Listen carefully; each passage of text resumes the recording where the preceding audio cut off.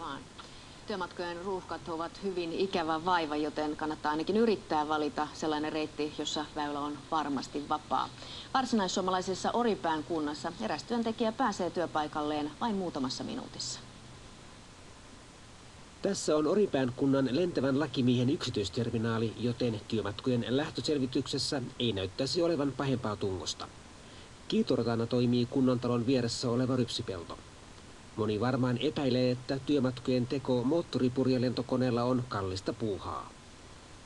Kyllähän lentäminen joka maksaa, mutta kun kenttä on ihan vieressä, niin lentoaika ei tule kuin 2-3 minuuttia, niin se on muutamia euroja ehkä tämä siivu.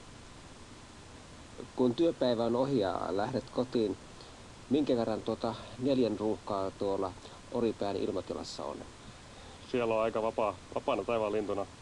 Ja kyllä se niin on, että tästä kun itseensä linkoaa tänne taivaalle, niin nämä työpaikan murheet jää vähän taakse.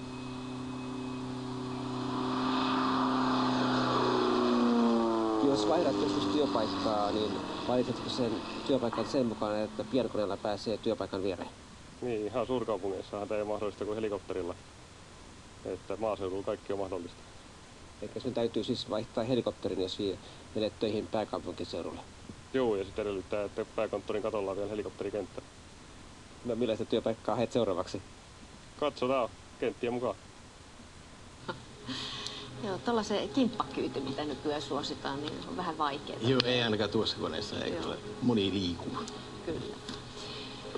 Päivän sää, eli Pekan niitä säätietoja.